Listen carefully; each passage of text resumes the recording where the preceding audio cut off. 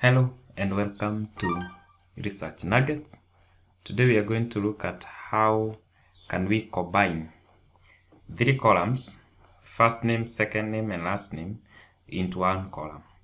You could be receiving a data set that is separated in such a particular manner, and you are required to combine it into one column. We'll get to see how Power Query automates this process for us. So step one is we select the entire data set, and then we go to Power Query tab and you convert it into a table. You'll get that window that specifies the range from which you have selected your particular data, and then there's an option here that always asks you whether your table has headers. In the event your table doesn't have any header, you uncheck. But in my case, my table has a header, first name, second name, and last name. So I'm going to leave it intact, and I click OK. And we wait for it to load for us the Power Query editor.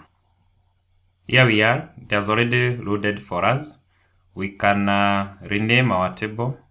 We can give it maybe persons. We can rename it as that.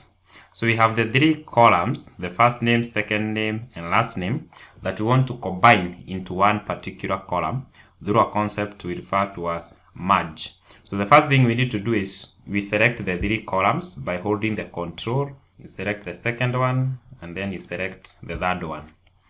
Then you right click, you're going to see the option merge columns. You click on it.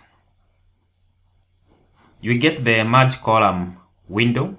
It's going to ask us on what separator are we going to use to separate our particular piece of text. We have a list of them. The most appropriate one is the space. So meaning that we are going to have the first name, then some space, the second name, then some space, then the last name. And then we give our new column a name. So we are going to call it full names.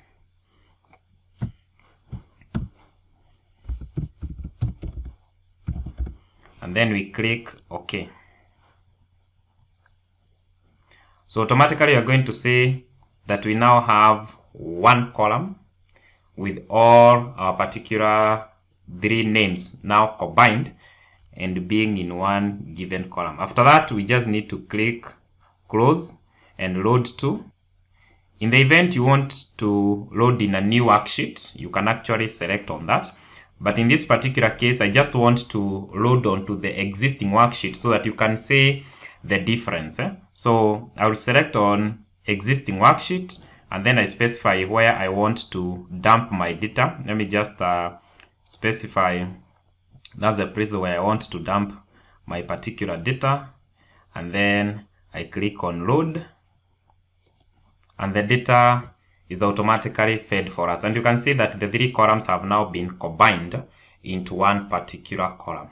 A question is, suppose I have now more data that I bring and that I need similarly the three columns to be combined into one column. So we'll copy some more names, and then we get to see how Power Query automates that particular process. I will now paste the data. You can see the new data that I've just added, assuming more persons' details have been added.